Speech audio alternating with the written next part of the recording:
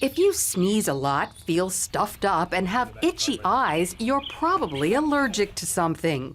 Usually you reach for an antihistamine, but according to Dr. Susanne Bennett, allergy drugs can create a whole new set of problems. If you take an antihistamine, you're going to get really tired. If you're a child, actually, it can be the opposite. You get really hyper, can't sleep. I mean, there's so many different side effects. Like raising your blood pressure or causing urinary problems. That's why for 25 years, Dr. Bennett's helped her allergy patients the natural way with treatments like vitamin C, quercetin, and pine bark extract, which have no side effects. She also recommends trying to keep allergens out of your body. We're constantly bombarded with things we might be allergic to, from things in our diet to what we breathe.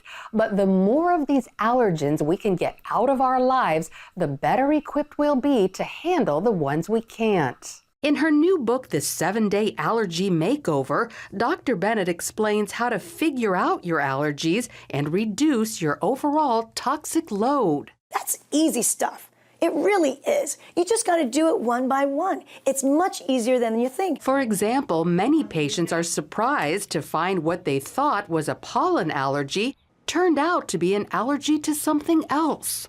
And I always look at nutrition as our #1 way to get rid of allergies. And you're going to say, well, I've got nasal allergy, so what does having something to eat have anything to do with my nose? Some people don't realize that they might be eating, let's say, a peanut butter sandwich, and then they start getting a runny nose, right? Or a little tickle in their throat and start to have that postnasal drip. Well, they don't realize it's from the peanut butter and jelly. There are 6 main food allergies. Dr. Bennett instructs patients to give them up one at a time for 2 weeks and see if they feel better. They start with dairy, then gluten, sugar, peanuts, eggs, and mold. Food molds are fungi like blue cheese, mushrooms, and yeast. Also, many bagged foods can contain mold. Also, dried fruits can be very fungally.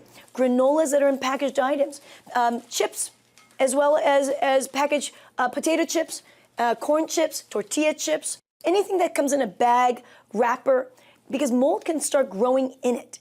And that could be a big problem. Sometimes we see mold on produce, but often mold is too small to see. Get rid of it by mixing water and vitamin C powder, then soaking your produce in the mixture for 10 minutes and drying it. After you deal with the allergens in your diet, focus on the ones in your home. Some people mistake seasonal allergies for allergies to dust mites, which are microscopic bugs that feed on our dead skin, which is all over our bed, sofa, carpet, even our kids' stuffed animals.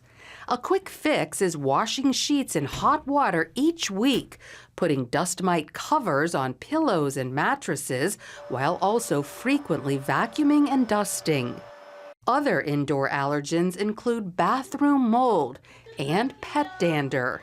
You want to take your pets, your loving animals out of your bed, because that also is a slew of allergenic antigens that will cause allergic reactions and respiratory issues. While we can't do much about pollen, we can try to keep it out of our homes by closing windows, removing pollen-covered shoes and clothes, and washing the pollen out of our hair.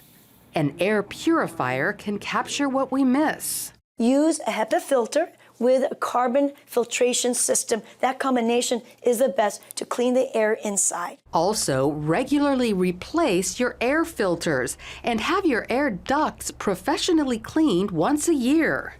When you do that, you can get all the mold, dust mites, pollen, anything that collects in the vents, you're going to remove as well. We all know sneezing and congestion point to allergies, but you may not know allergy symptoms can also include headaches, digestive problems, even anxiety and trouble sleeping. 3-year-old Jackson's allergies caused severe skin irritation.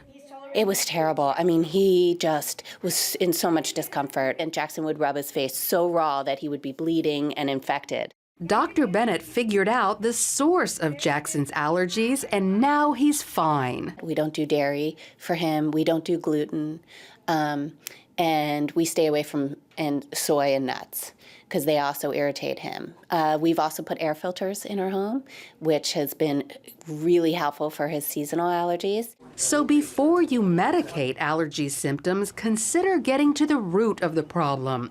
You might end your allergies altogether or become better equipped to fight the ones that remain. Lori Johnson, CBN News.